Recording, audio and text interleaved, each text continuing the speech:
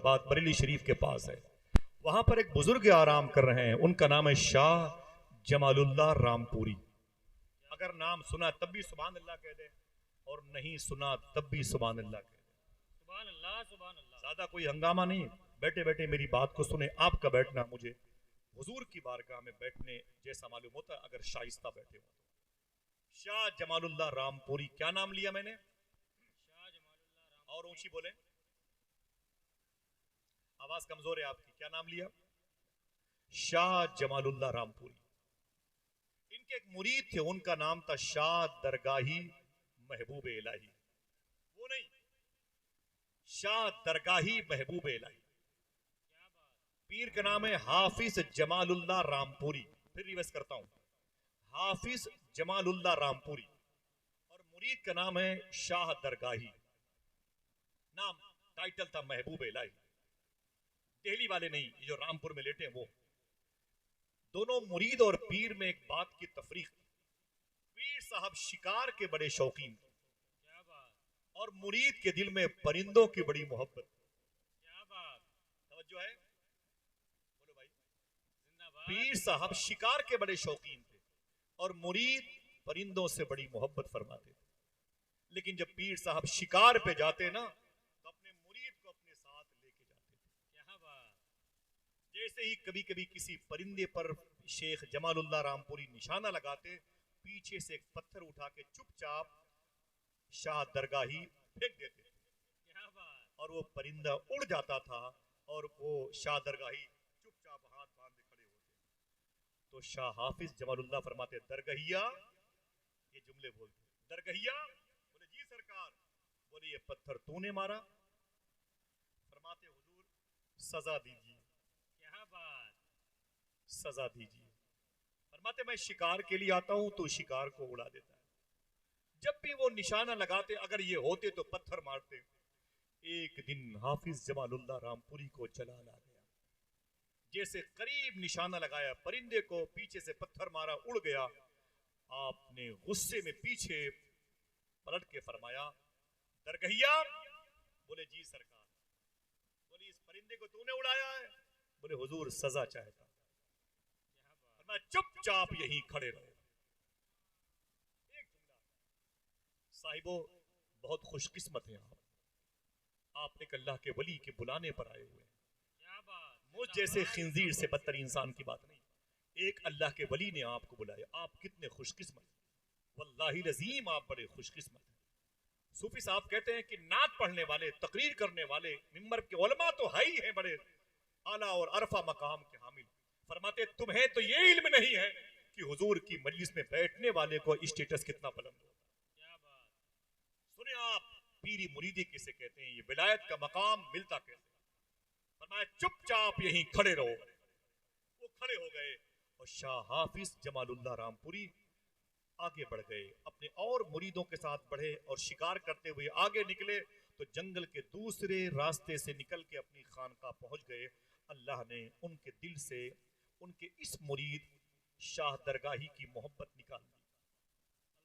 भूल गए कि मेरा कोई एक मुरीद था दरगाही, उनके जहन से यह बात निकल गई। बस शामो सहर होते रहे, सुबह शामें तब्दील होती रही। 12 साल के बाद, अल्लाह, एक आदमी बोले 12 साल के बाद शाह हाफिज जमालुल्लाह रामपुरी उसी जंगल में उसी तरफ फिर शिकार के लिए जब आए, जहां पर 12 साल पहले कहा था बे दरगहिया खड़े रहे। अल्लाह, जैसे वहां पर पहुंचे, आपने एक जुमला कहा अपने मुरीदों से, पता नहीं क्या बात है, मुझे यहाँ दरगहिया की खुशबू आ रही है। अल्लाह, जिंदाबाद, जिंदाबाद, जिंदाबाद, कोई जिंदाबाद। एक आदमी फिर से बोले सुभान अल्लाह, सुभान अल्लाह। अल्लाह सलामत रखे। इसका खास सवाब अल्लाह फलस्तीन के शहीदों की रूह को नजर फरमा दे। आमीन सुम्मा आमीन। खुदा के आमीन कह दे। अल्लाह मुजाहिदीन फलस्तीन पे करम फरमाए, वहाँ के बच्चों की बच्चियों की इस्मत और ईमान का तहफ़्फ़ुज़ फरमाए। मुजाहिदीन क़ुब्बतुस सुख़रा पे करम फरमाए। आमीन कह दे। आमीन। क्या कहा? मुझे इस जमीन पर दरगहिया की खुशबू आ रही है। फिर आपने आवाज दी दरगहिया, हिंदी में, क्या बात, दरगहिया। मालूम है आपको, अगर मिर्जा इंजीनियर की बातों की जुल्फों में मुक़य्यद ना हुई हो तब समझोगे। क्या बात। फरमाया दरगहिया इतना कहना था कि करीब में एक पेड़ जैसा एक वजूद था जो 6-7 फीट का मिट्टी में अटा हुआ था। दीमक ने उसके ऊपर घोंसले बना लिए थे, अल्लाह। हरी घास उस पर निकल आई थी, पेड़ पौधों ने उस पर कब्जा कर लिया था। आपने जैसे कहा दरगहिया, वैसे उस पेड़ में हरकत हुई तो आपके सारे मुरीदों ने क्या देखा कि एक ऐसा इंसान उस मिट्टी के घिरौंदे के बीच से निकल के आगे बढ़ना चाहता है जिसकी सूरत शाह दरगाही से मिलती है।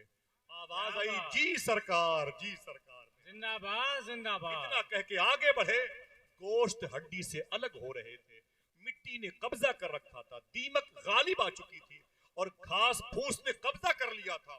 12 साल तक जहां हाफिज जमालुल्लाह रामपुरी ने कहा था दरगहिया खड़े रहे, वहीं पर शाह महबूब इलाही दरगाही वहीं पर खड़े थे। पूछा हाफिज जमालुल्लाह रामपुरी ने अपनी गोद में लेके, दरगहिया तूने ये क्या हालत बना रखी है? कहा हुजूर, जब मैंने आपसे मुरीद होने का शरफ पाया था तो मैंने वादा किया था कि जो आप कहेंगे मैं उस पर अमल करूंगा। मैंने उसी पर अमल किया है। आपने कहा खड़े रहे, क्या बात। जिंदाबाद। अब तक खड़ा रहा, अब तक खड़ा रहा। आहा। अल्लाह अकबर। इतना सुनना था, इतना सुनना था। हाफिज जमालुल्लाह रामपुरी ने उस ढांचे को अपनी पेशानी पे सजाया और एक जुमला कहा, दिल कहे तो रख ले इसे। आपने फरमाया खुदा की कसम है दरगहिया सुन, अगर तू मेरा मुरीद न होता तो मैं तुझसे मुरीद हो जाता। आय हाय। अल्लाह।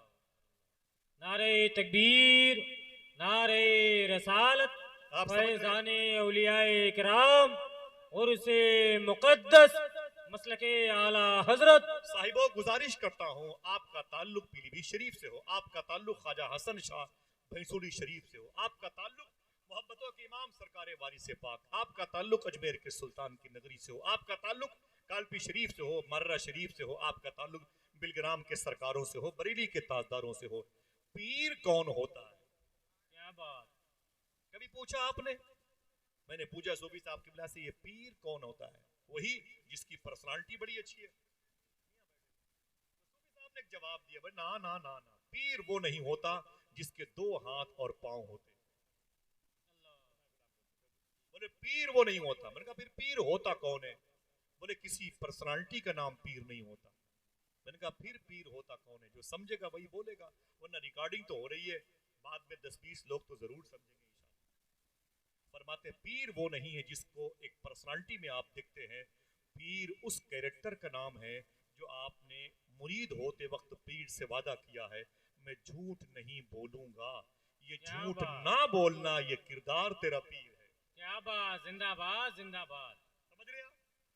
मैं गीबत नहीं करूंगा, गीबत से सुभान बचना, अल्लाह। ये कैरेक्टर तेरा पीर है। वाह। मैं आज से हराम नहीं खाऊंगा, हलाल खाना तेरा पीर है। कोई क्या अगर बात। समझा हो तो एक आदमी उठा के अपने हाथों को बोल दे सुभान अल्लाह। सुभान अल्लाह सुभान अल्लाह। सोचे कि पीरी मुरीदी का ताल्लुक जो हमने आसान समझ रखा है कितना मुश्किल काम है। आज याला में तारीफें कम हो तो जलसों के इलाके छोड़ दिए जाते हैं, इज्जत कम हो हमारी, हमें ऊंची कुर्सी न मिले, नीचे भले ही सादात बैठे हो, हमें इनसे क्या, इनके खून इनके ब्लड का क्या एहतराम करना, हमें अपने एहतराम की फिक्र होती है।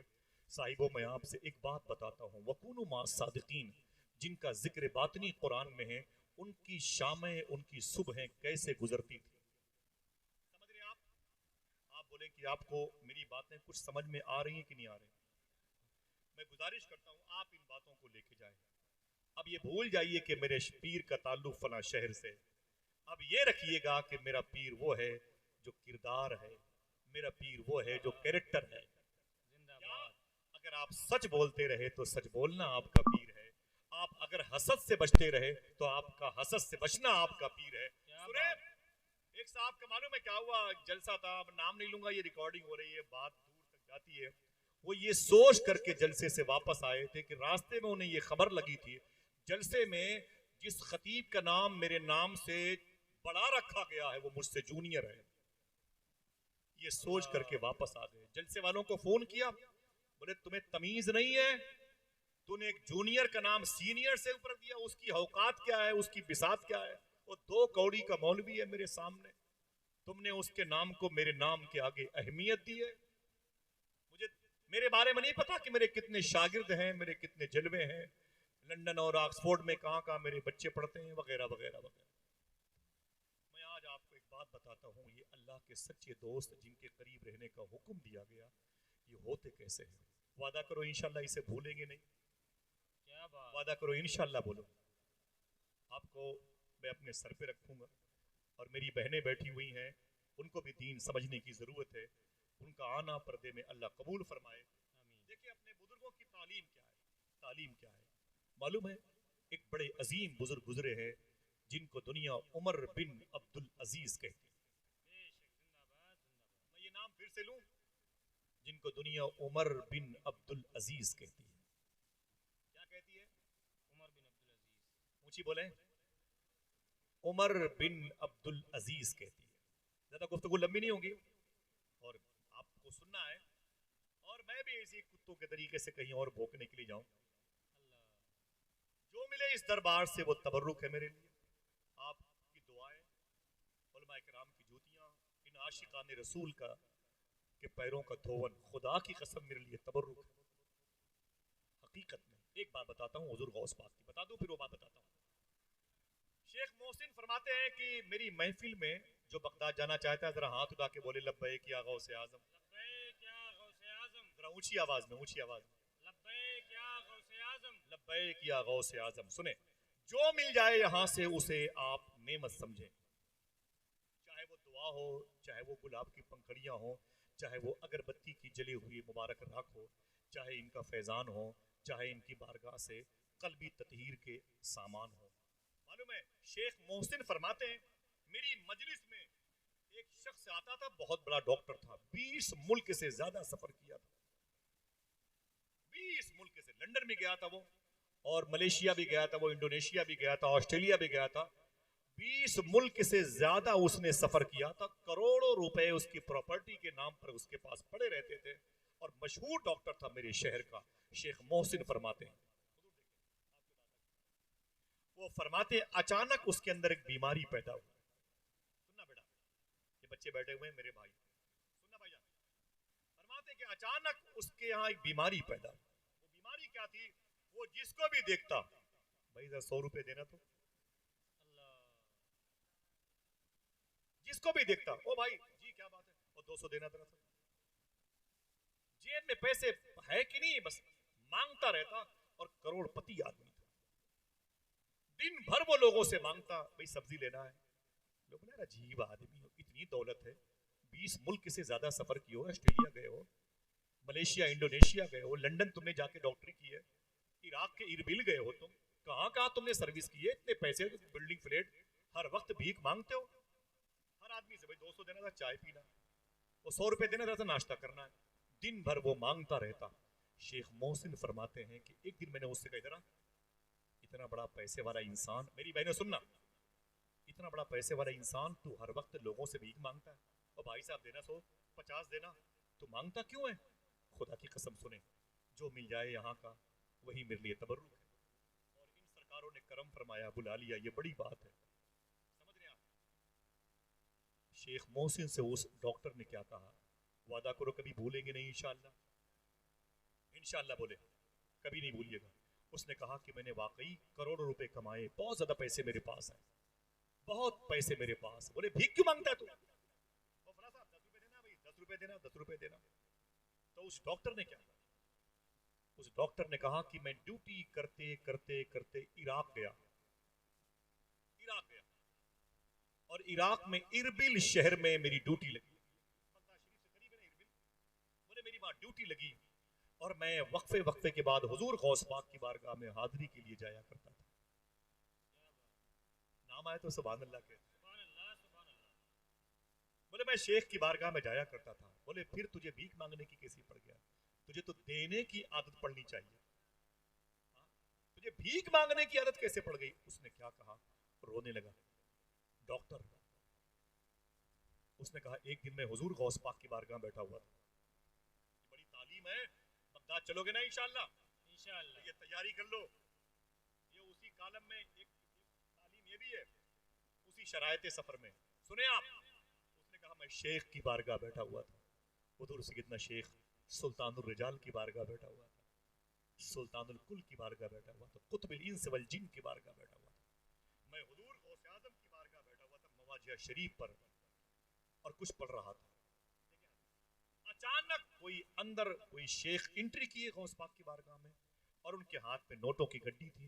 वो सबको पैसे देने लगे, 1000 2000 5000 1000 2000 5000, सबको देते देते देते सबको देते देते देते देते पैसे वो मेरे पास आए और मुझे भी उन्होंने उठा करके मेरी भी झोली में जो मेरे हाथ फैले हुए थे ना, उसमें उठा के उन्होंने भी 1000 2000 डाल दिए। जैसे मेरे हाथ में पैसे आए ना, मैं गुस्से में लाल पीला हो गया। सामने हुजूर गौस पाक की बारगाह, मैं बस, डॉक्टर ने कहा बस। मैं खड़ा हो गया और उस पैसे को अपने हाथ में लेकर के उसे मरोड़ा और मरोड़ कर उसके चेहरे पर मारा। मैं पकड़ इसे, 2 कौड़ी के इंसान, तू मुझे क्या लकीर का फकीर समझता है? तुझ जैसों के कबीले को खरीद लूं मैं, इतने पैसे मेरे पास है अपने मुल्क में, तेरी मजाल कैसे पड़ी मुझे फकीर समझने की? तूने मेरी झोली में पैसे कैसे डाले? उसने खामोशी अख्तियार की और गौस पाक की बारगाह में देखा, उसकी आंखों में आंसू आए, वो चला गया। तो वो डॉक्टर कहता है शेख मोहसिन से कि शेख साहब, जिस दिन मैंने हुजूर गौस पाक की बारगाह में मिलने वाली उस नेमत का मैंने मजाक उड़ाया है, तब से लेके आज तक मांग ही रहा हूं, कभी पूरा नहीं, आज तक मांग रहा हूं, आज तक पेट न भरा, अब तक कासे समा, ये कासे गदाई फैलाए हुए। उसे क्या पता था कि ये बारगाह किसकी है? आला हजरत के मंझले भाई अल्लामा हसन कहते हैं, मशाइख जहां आए बहरे गदाई। क्या बात, वाह वाह वाह वाह। मशाइख शयूख की बात, अकबर बड़े लोग, मशाइख जहां आए बहरे गदाई, वो है तेरी दौलत सरा। क्या बात, जिंदाबाद। जो मिले उसे गनीमत जानो। इंशाअल्लाह आपको यहाँ हाजिरी का वक्त मिला, इसे शुक्र की निगाह से देखें।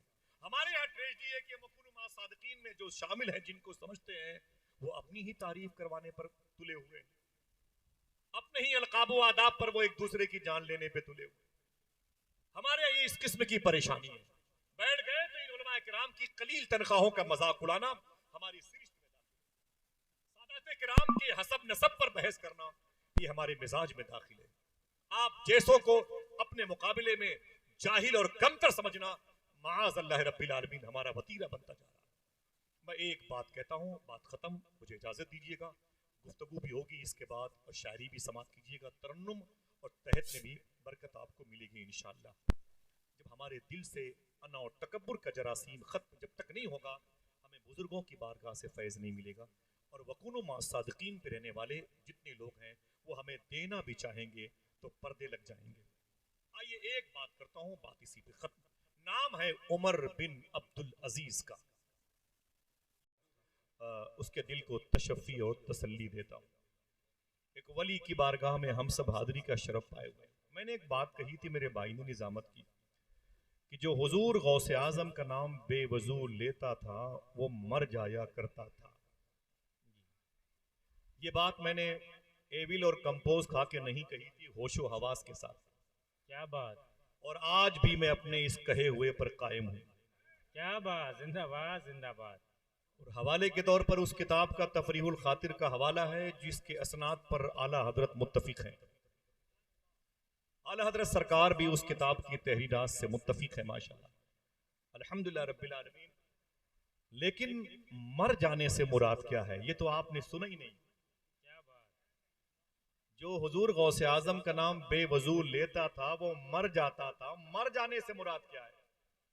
वो इलाहाबाद का दुर्वेश कामिल कहता है कि मर जाने से मुराद ये है कि जो हुजूर गौसे आजम का नाम बेवजू लेता है, अल्लाह उसके दिल को मुर्दा कर देता है, क्या बात, उसका दिल मुर्दा हो जाता है। ठीक है, समझ गए? अब अगर किसी के अंदर इतनी जसारत है तो फिर वो बार बार गौसे आजम का नाम लेके देखे, हिंदी में एक मुहावरा है, नॉन तेल लकड़ी का भाव समझ में आ जाए। क्या बात। समझ रहे हैं? ये वलियों की महफिल है। कुरान शरीफ में एक आयत करीमा है, या अय्युहल्लज़ीना आमनू तक़ुल्लाह वकुनू मास सादिकीन। ऐ ईमान वालों तक इस कबीले में वहाबिया, दयाबना, रवाफिस, खुरूज और शीयत के तमाम तर बदअकीदे भी शामिल थे। वो भी दावा करते थे हम ईमान वाले हैं। इत्तकुल्लाह तक पीछा किया कि हमारा भी ताल्लुक इसी खानदान से है। लेकिन जब बात वकुनू मास सादिकीन की आई, क्या ये बात। सारे फिरकाए बातिला धड़ाम से गिर गए। एक जमात आगे का सफर करती रही, उसी को अहले सुन्नत वल जमात। सुभान अल्लाह सुभान अल्लाह सुभान अल्लाह सुभान अल्लाह। अजीब बात है, जब अल्लाह कहता है कि तुम मोमिन हो, वो कहता है कि तुम मुझसे डरते भी हो, तो फिर वो क्यों कहता है कि मेरे नेक बंदों के साथ रहना। सूफिया कहते हैं कि तुम्हारा डरना और तुम्हारे दिल में ईमान की रमक का बाकी होना उसी वक्त तक ये कारआमद साबित होगी जब तुम्हारा ताल्लुक किसी अजीम दरवेश कामिल से हो जाए। सोहबत में बुजुर्गों के ही नूरानी बनोगे, जयपाल से अब्दुल्ला बेयाबानी बनोगे। जिंदाबाद जिंदाबाद सुभान अल्लाह। आइए वकूनु मा सादिकीन, अल्लाह कहता है सच्चों के साथ हो जाओ। मेरा सवाल है सल्फियों से, वहाबियों से, अगर तुम इस आयत के इस टुकड़े पर अमल करते हो तो क्या सलमान सऊद के साथ रहते हो तब कहते हो मैं इस आयत के टुकड़े का आमिल हूं? जब तुम ट्रम्प के इस्तकबाल में कोशा रहते हो तब क्या कहते हो माज़अल्लाह रब्बिल आलमीन? हाँ? मैं तमाम तर उन बदअकीदों से पूछता हूं जिनके दिलो दिमाग में ईसाइयत और यहूदियत की जरखरीद कनीजों की मोहब्बतें गालिब हैं, वो उनके पास इसका जवाब क्या है? वो कौन से सच्चों के साथ रहते हैं? हमसे पूछा जाता है तो हम तो डंके की चोट पर कहते हैं सच्चों में एक नाम सरकार अरमान शाह कादरी का, क्या बात। जिंदाबाद। सच्चों में एक नाम सैयदी अशाह सरकार वारिसे पाक का है, सुभान अल्लाह। सच्चों में एक नाम सरकार शामीना लखनवी का है, सच्चों में एक नाम शेख अब्दुल गफ्फार नक्शबंदी संडीला शरीफ का है, सच्चों में एक नाम आला हजरत फाजिल बरेलवी का है, सच्चों में एक नाम सरकार शाहजी मियाँ का है, सच्चों में एक नाम बरेली के करीब में शाह नियाज बरेलवी का है, सच्चों में एक नाम माररा शरीफ की बड़ी सरकारों का है, सच्चों में एक नाम कालपी शरीफ के सादात का, सच्चों में एक नाम सरकार मदारे पाक का, सच्चों में एक नाम सरकार ख्वाजा नसीरुद्दीन चिराग देहलवी का है, सच्चों में एक नाम उनके पीर महबूब इलाही का है, सच्चों में एक नाम उनके पीर भाई अलाउद्दीन साबिर पाक का है, सच्चों में एक नाम ख्वाजा बख्तियार काकी उनके दादा का, सच्चों में एक नाम शेख अब्दुल्ला गाजी पड़ोसी मुल्क कराची पाकिस्तान का है, सच्चों में एक नाम हिंदुस्तान के बादशाह गरीब नवाज का। जिंदाबाद जिंदाबाद। जिस शहर की तरफ चले जाएं वकूनु मा सादिकीन पर अमल पैरा होने वालों की एक जमात जिन आस्थानों से लिपटी और मुत्तसिल और मुदगम रहती है, समझ लो कि आज हमें यहां पर आकर के कुरान की इस आयत के टुकड़े पर अमल की तौफीक मिल गई। सुभान अल्लाह। दुआ करो अल्लाह हम सबको सच्चों के साथ रखे। आमीन सुम्मा आमीन। हाथों को डाके आमीन कह दो। कोई हंगामा नहीं, कोई नारा नहीं, कोई जोर से चीखो पुकार नहीं, उसके लिए मुबारक दोस्तों की आवाजें हैं। भाई अंबर साहब भी तशरीफ लाएंगे और मेरे तमाम तर कमेटी के लोगों ने जिनका इंतजार किया वो आएंगे। एक सवाल है, जिस मुल्क में आप रहते हैं आज इस मुल्क में आबादी कितनी है हिंदुइज्म की, मुस्लिमिज्म की? तो आपको पता है तकरीबन 30 करोड़ से ज्यादा मुसलमान इस मुल्क में रहते हैं। बनाम मुसलमान कह के बुलाएं तो दिक्कत नहीं होगी, समझ रहे हैं? और अगर पड़ोसी मुल्क को शामिल किया जाए, इसमें भूटान को शामिल किया जाए, गैर मुनकसिम हिंदुस्तान में बांग्लादेश को शामिल किया जाए, 350 से ज्यादा वो टापू, वो जजीरे, वो आदिवासियों के इलाके शामिल किए जाए तो जिनकी तादाद कई लाख बनती है। मैं गुजारिश करता हूं अगर उनके पास ईमान है तो सवाल है ईमान आया कैसे? क्या कभी हिंदुस्तान में अल्लाह के रसूल तशरीफ लाए? ऊंची बोले, एक आदमी जवाब दे। कभी हुजूर हिंदुस्तान में तशरीफ लाए? बोले भाई। कभी सरकार सिद्दीक अकबर आए? कभी उमर फारूक आजम आए? कभी उस्मान गनी आए? कभी हिंदुस्तान में सरकार हजरत मौलाए कायनात आए? कभी सरकार इमाम हसन तशरीफ लाए? कभी सरकार इमाम हुसैन तशरीफ लाए? इस मुल्क में कभी सरकार इमाम बाकिर आए, इमाम ज़ैनुल आबदीन के बेटे इमाम जाफर सादिक आए? कभी इस मुल्क में शेख बायजीद बुस्तामी आए?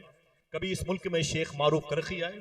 कभी इस मुल्क में शेख सिरी सख्ती आए, शेख जुनैद बगदादी आए, शेख अबू बकर शिबली आए, हबीब अजमी कभी आए, दाऊद ताई कभी आए, मंसूर हल्लाज कभी आए, तफसीर रूहुल मानी के मुफस्सिर शेख महमूद आलूसी कभी आए, मोहब्बतों के इमाम मंसूर हल्लाज कभी आए, इमाम गजाली कभी आए, अबू खुमरा हिंदी कभी आए?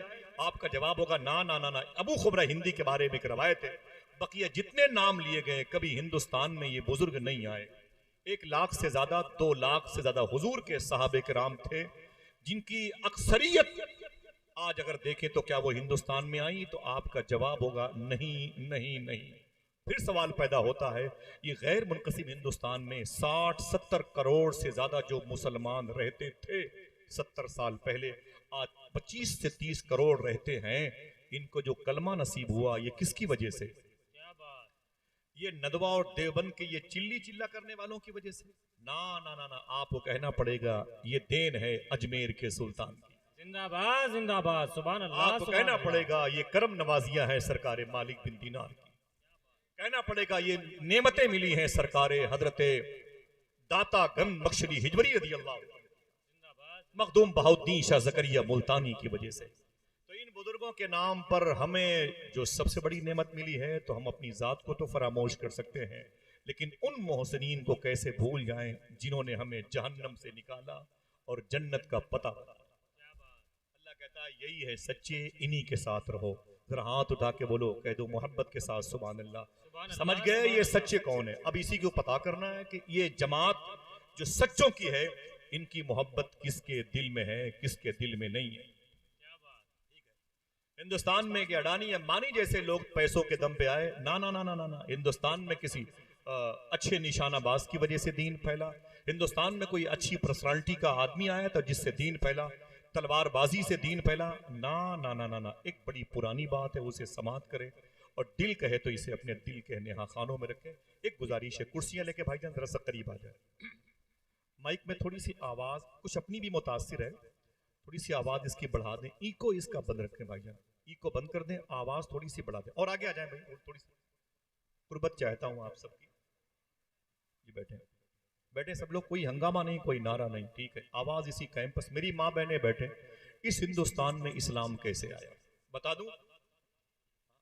इसको याद रखिएगा, ये किसी तलवार बाज की वजह से नहीं, किसी निशानाबाज की वजह से नहीं, किसी लंबी अफवाज के शुरता के मालिक की वजह से नहीं। इस्लाम आया कैसे? आज से तकरीबन 1300 साल पहले। कितने? ऊंची आवाज है। तकरीबन 1300 साल पहले अल्लाह के रसूल सल्लल्लाहु अलैहि वसल्लम के मुबारक शहर के कुछ लोग बिजनेस करने के लिए इसी हिंदुस्तान के मालाबार की जमीन पर अपना सामान फरोख्त लेकर के, बिजनेस का सामान लेकर के मालाबार के साहिली समुंदर के किनारे उतरे, किनारे समुंदर के किनारे पर उतरे। जैसे बाहर आए उन लोगों ने उसी समुंदर की लहरों को खुदा हाफिज कहा, किनारे के पानी से वजू किया और रेत पर अपने मुसल्ले बिछाए जहां सजदा करने की शरअ ने इजाजत दे रखी है। नमाजें पढ़ी, नमाजों से फारिग हुए तो क्या देखा? हिंदुइज्म के फॉलोअर उनको घेरे हुए हैं। उन हिंदू भाइयों ने कहा कि आप लोग कहां से आ रहे हैं?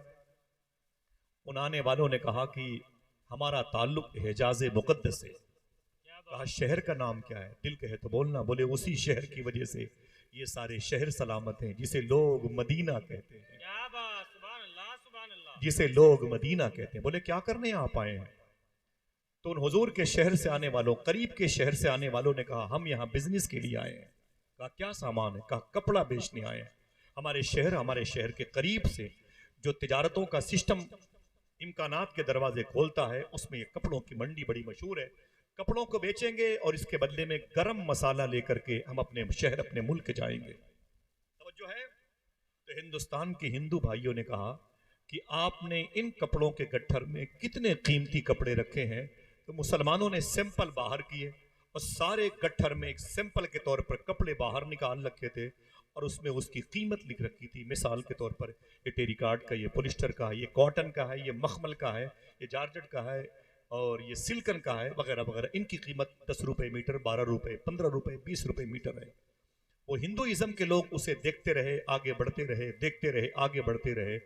जब सबसे कीमती गट्ठर के पास हिंदू जमात के बिजनेसमैन पहुंचे तो उसमें एक मखमल का कपड़ा लटक रहा था।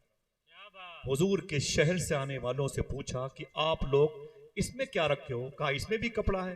कहा सिंपल तो मखमल का लग रहा है, जरा ये बताओ कि इसके अंदर कपड़ा कौन सा है? तो हुजूर के आशिकों ने कहा इसके अंदर मखमल का कपड़ा है। तो यहाँ के हिंदू भाइयों ने कहा इसकी कीमत क्या है। देखें ये वकून मा सादिकीन होते कैसे, जिनका जिक्र बातनी कुरान में मौजूद है। बोले इसके अंदर जो कपड़ा है उसकी कीमत क्या है। सुने, अगर हम समझेंगे तो समझेंगे, वरना ये ना कहना कि उलमाए किराम ने तो कव्वाली की महफिल करा करके हमें एक तालीम सीखने की अजीमुशान रास्तों से बंद कर दिया, महरूम कर दिया।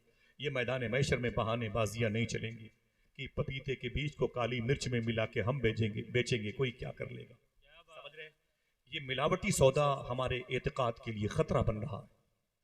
हिंदुस्तान आने वाले हुजूर के शहर के आशिकों से हिंदू भाइयों ने कहा इसमें, बोले इसमें मखमल का कपड़ा है। बोले इसकी कीमत कितनी है। तो हिंदू भाइयों ने कहा इसमें सबसे सस्ता कपड़ा मौजूद है। तो यहाँ के हिंदुइज्म के लोगों ने कहा अजीब बात है, मखमल के कपड़े की कीमत हमारे यहाँ बहुत ज्यादा है, तुम कहते हो इसमें सबसे सस्ता कपड़ा है। यही उनके अकीदे के टर्निंग पॉइंट का सबब बना, बेस बना, रीजन बना। तुम कहते हो इसमें सबसे कीमती कपड़ा नहीं है, सबसे सस्ता कपड़ा है। तो मुसलमानों ने कहा बात यह है कि इसमें एक बालिश्त कपड़ा पूरे गट्ठर में खराब लिपटा हुआ है। अभी कुछ मत बोलिएगा, सिर्फ सुनिए। मुझे लगे कि मेरे सामने गुलदस्ते रखे हुए हैं, तेज तूफानों में झूलने वाली शाखें मुझे पसंद नहीं है। सुनिए आप शाइस्ता अंदाज में। मुसलमानों ने क्या कहा, इस गट्ठर में एक बालिश्त कपड़ा पूरे गट्ठर में खराब लपेट दिया गया है, जिसकी वजह से ये सबसे सस्ता कपड़ा है। क्या बात।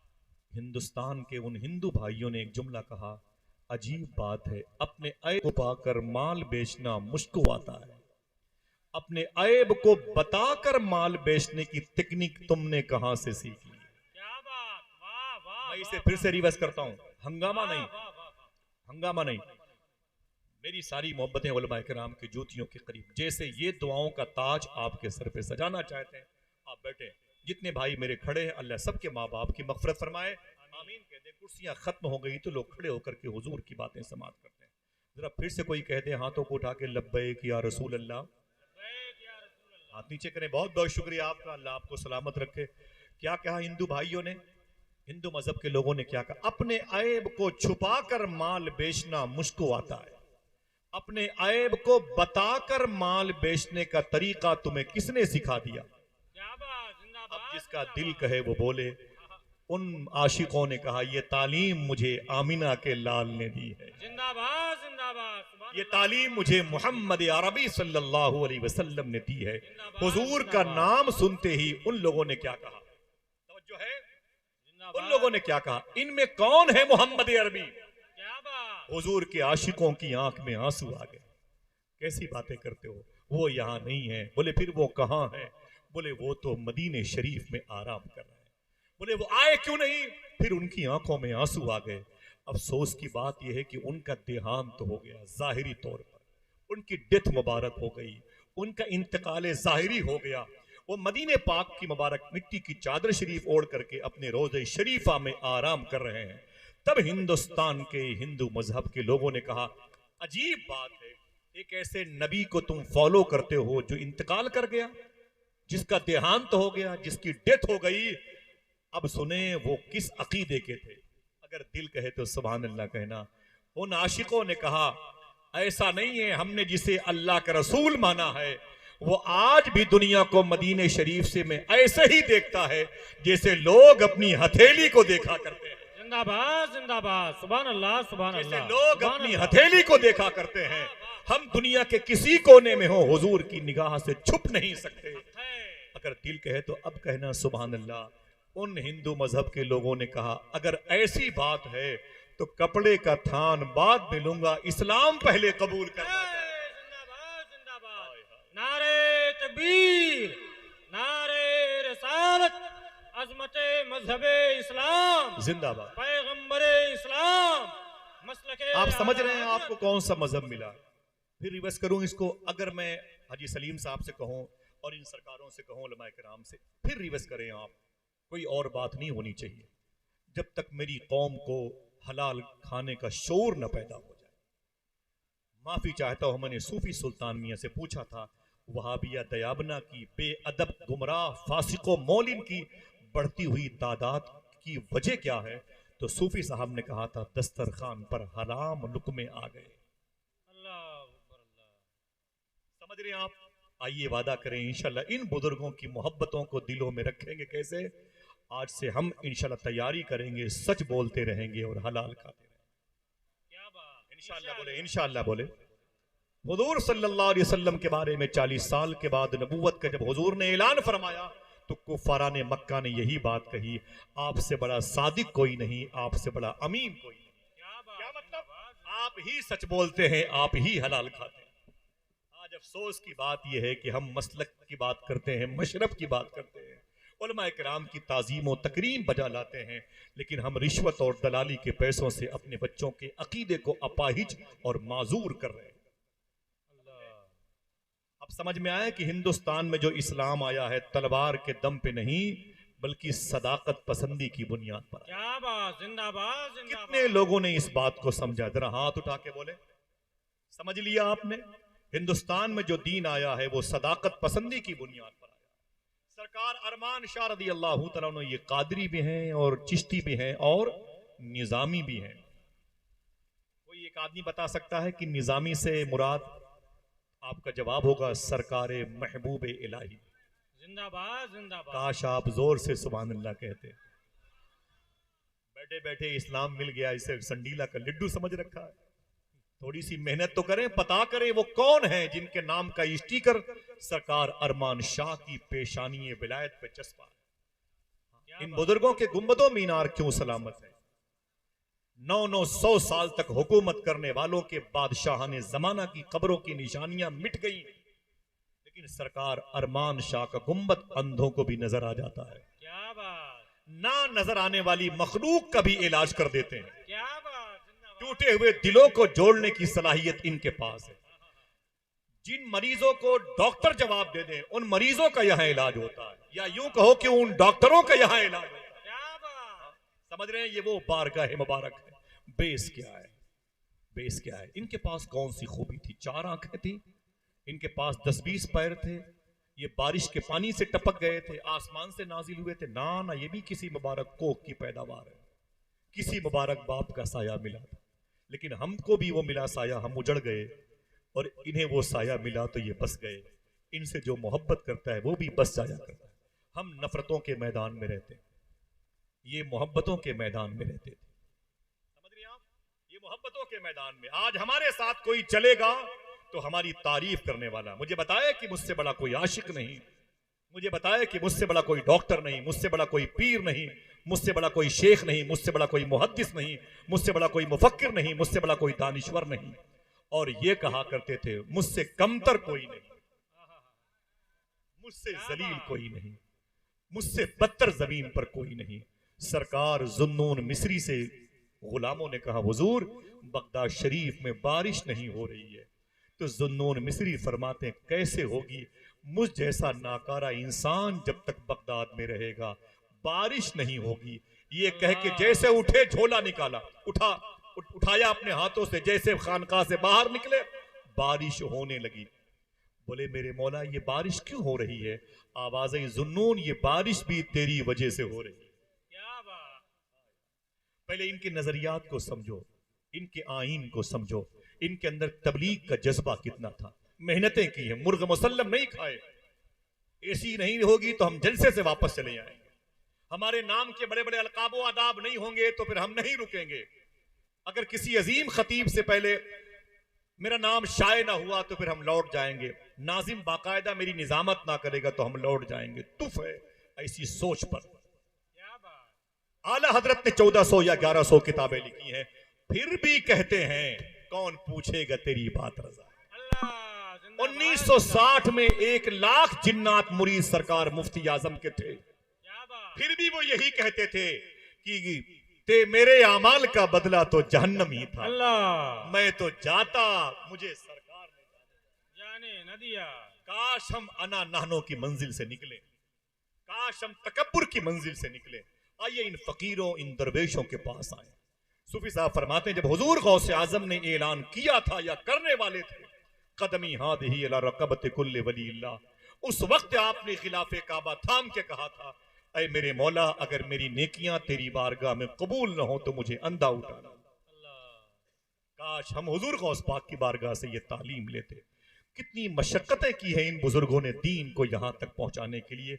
अगर एक आदमी हाथों को उठा के बोले इस्लाम जिंदाबाद, तो मैं एक बात बताऊं, इस्लाम जिंदाबाद। अगर आप चाहते हो कि मरने के बाद आपकी भी और हमारी भी निशानियां बाकी रहें, तो आइए इनके मिशन पे चले। क्या बेस है कि निजामी लगा हुआ है, निजामी कितनी बरकतों का नाम है।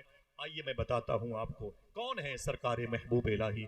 बदायूं शरीफ की जमीन से निकले और सरकारे साबिर पाक के साथ पाकपट्टन के ताजदार बाबा फरीद गंजे शकर की बारगाह में गए और वहां से शर्फ बैत हासिल किया और फिर दिल्ली के बादशाह बन गए।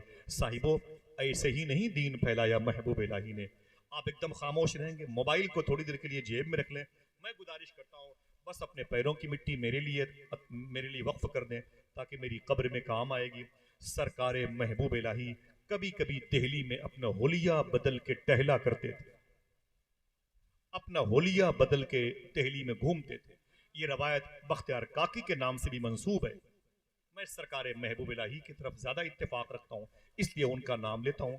अगर खता है तो अल्लाह माफ फरमाए। सरकारे महबूब इलाही ने होलिया बदला और टहलते टहलते टहलते टहलते चले गए जमुना नदी के किनारे। एक पंडित जी बैठे हुए थे, मिट्टी का घड़ा लेकर के बैठे थे। मिट्टी का घड़ा लेके वो बैठे हुए थे और वो बड़े ज़ईफ थे। करीब में बहुत सारे हिंदू मजहब के लोग नहा रहे थे, जिसको अपनी जबान में वो कहते हैं स्नान कर रहे थे। सरकारे महबूब इलाही ने पंडित जी से पूछा, बाबा आप इतनी खामोशी से क्यों बैठे हुए हो? तो पंडित जी ने कहा कि ऐसा है कि मैं पैसे लेकर के स्नान कराता हूं, लोगों को नहलाता हूं जमुना के पानी से, लेकिन अब बूढ़ा हो गया हूं तो मुझसे कोई नहाने नहीं आता।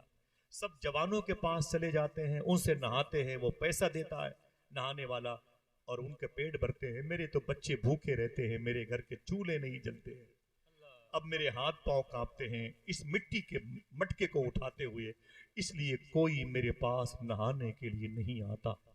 इतना सुनना था कि सरकारे महबूब इलाही चुपचाप वापस आ गए अपनी खानकाह। अब अपना होलिया नए सिरे से बदला और बदल करके उसी पंडित जी के पास तशरीफ ले गए और जाकर के फरमाया, पंडित जी मुझे स्नान करना है। क्या बात।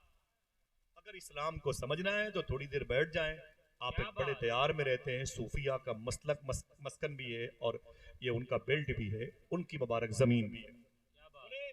सादिकीन होते कहते हैं, क्या बात। अल्लाह के ये सच्चे दोस्त होते कैसे हैं? आपने कहा पंडित जी मुझे नहला दीजिए, मुझे स्नान करा दीजिए। पंडित जी ने बहुत सारे मिट्टी के मटके से पानी निकाल करके डाला, आप नहाते रहे। कौन? सरकार महबूब इलाही। नाम याद रहेगा? बोले क्या नाम मैंने लिया? पड़ोसी से पूछ के बताओ महबूब इलाही। क्या नाम लिया मैंने? सरकार महबूब इलाही। ऊंची आवाज बोले, सुनेंगे गौर से तो कल ना बताएंगे अपनी बहन बेटियों को। इंशाल्लाह चाय खानों पे जाएंगे तो ये बातें तबलीग के तौर पर करेंगे, चिराग से चिराग चलाएंगे। सरकारे महबूब इलाही, अल्लाह अकबर। जब नहा के फारिग हुए बोले बाबा कितने पैसे हुए? मिसाल के तौर पर कहने लगे 5 रुपए हुए। सरकारे महबूब इलाही ने अपनी जेब से 10 रुपए निकाले। क्या बात। जिंदाबाद जिंदाबाद। कितने? और हुए थे कितने? 5 हुए। 10 रुपए निकाले और कहा बाबा जी इसे रख लें। पंडित जी ने कहा कि ये तो ज्यादा है, फरमाया रख ले। आप चले आए। दूसरे दिन फिर सरकारे महबूब इलाही गए, बोले बाबा जी मुझे फिर स्नान करना। कहा कोई बात नहीं, पत्थर की चट्टान पर बैठो। सरकारे महबूब इलाही बैठे और जमुना के पानी से वो आपको नहलाता। फिर फारिग हुए, बोले कितने पैसे? कितने? 5 रुपए। तो फिर आपने उसे 15 रुपए दिए। 3 दिन के बाद तीसरे दिन चौथे दिन ऐसे आते रहे, बराबर नहाते रहे। 5 की जगह पर कभी 10, कभी 15, कभी 20, कभी 25, कभी 30 देते रहे। क्या बात। और वो पंडित जी बस महबूब इलाही का इंतजार करते रहे, जैसे तैसे बन सकता था उन्हें नहलाते थे। एक दिन वही पंडित जी महबूब इलाही की खानकाह के करीब से गुजरे। क्या बात, जिंदाबाद महबूब जिंदाबाद। इलाही की खानकाह शरीफ के करीब से जब गुजरे ना तो भीड़ देखी मुसलमानों की। तो पूछा भाई आप लोग? फरमाया कि हम हुजूर की उम्मत के लोग हैं, मुसलमान धर्म को फॉलो करते हैं, अपने बाबा के दर्शन को बैठे हुए हैं। क्या बोले बात, कौन है तुम्हारे बाबा? बोले अंदर बैठे हुए हैं, दुनिया उन्हें महबूब इलाही कहती है, क्या बात। दुनिया उन्हें सरकार निजामुद्दीन औलिया कहती है। तो पंडित जी ने कहा क्या मैं भी उनका दर्शन कर सकता हूं? क्या मैं भी उनकी जियारत कर सकता हूं? क्या मैं भी उनकी कदम बोसी का शरफ पा सकता हूं? तो गुलामों ने कहा बिल्कुल बिल्कुल, आप जाएं, अंदर जाएं। जैसे पंडित जी अंदर गए तो क्या देखा, ये तो वही हैं जो कई दिनों से मेरे यहां नहाने के लिए, क्या बात, जिंदाबाद जिंदाबाद। ये तो वही हैं जो कई दिनों से मेरे यहां नहाने के लिए आते थे। करीब बैठ के बोले अगर मेरी आंखें खता नहीं कर रही हैं तो मैं बताऊं कि आप मुसलमानों के इतने बड़े धार्मिक गुरु हैं और आप का चेहरा मुझे लग रहा है कि आप वही हैं जो रोज आना मेरे घर पे नहाने के लिए जमुना नदी में आते थे, मेरे चट्टान के करीब में, मेरी मसनद के करीब में। तो महबूब इलाही की आंखों में आंसू आ गए। क्या फरमाया बात। हाँ मैं ही था जो तुम्हारे यहाँ रोज नहाने के इरादे से आया करता था। आप अगर कहते तो आपके गुलाम आपको सैकड़ों बाल्टी पानी से नहला देते। क्या बात, जिंदाबाद। पंडित जी ने कहा आप वहां क्या करने आते थे? क्या जरूरत है? इतने खिदमतगार हैं, अबरू के इशारे पर जान देने के लिए तैयार नजर आ रहे हैं, आप वहां का सफर करके मुझ जैसे भोले से नहाने के लिए क्यों आते थे? सरकार महबूब इलाही ने रो करके कहा जब मेरी आपकी पहली मुलाकात हुई थी उस वक्त आपने कहा था मैं बूढ़ा हो गया हूं, मुझसे कोई नहाता नहीं, मेरे हाथ पांव कांपते हैं, मेरे चूल्हे नहीं जलते हैं, मेरे बच्चे भूखे सोते हैं। दिल कहे तो सुभान अल्लाह कहना।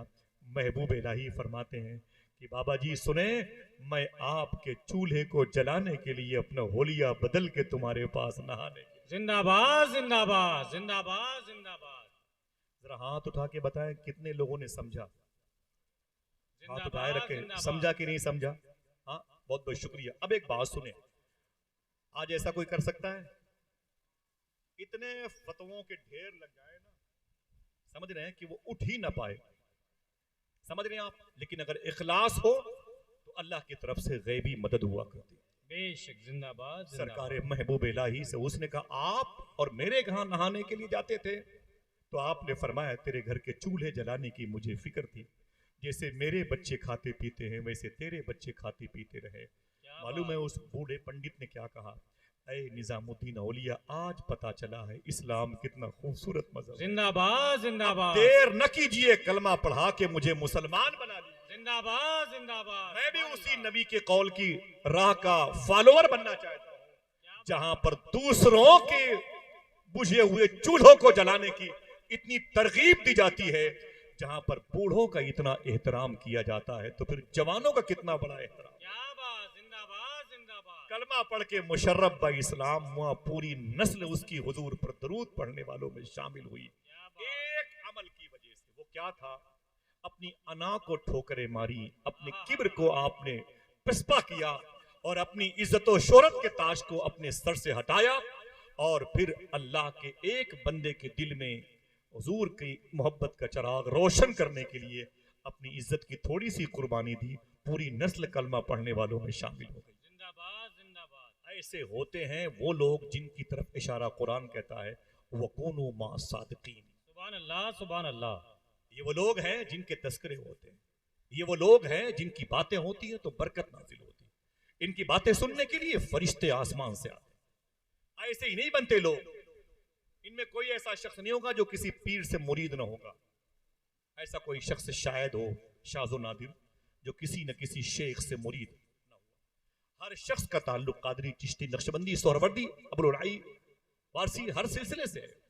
सुने, लेकिन हमने मालूम है, हमने पूछा था सूफी सुल्तान मियां शाह साहब किबला से, पीर किसे कहते हैं?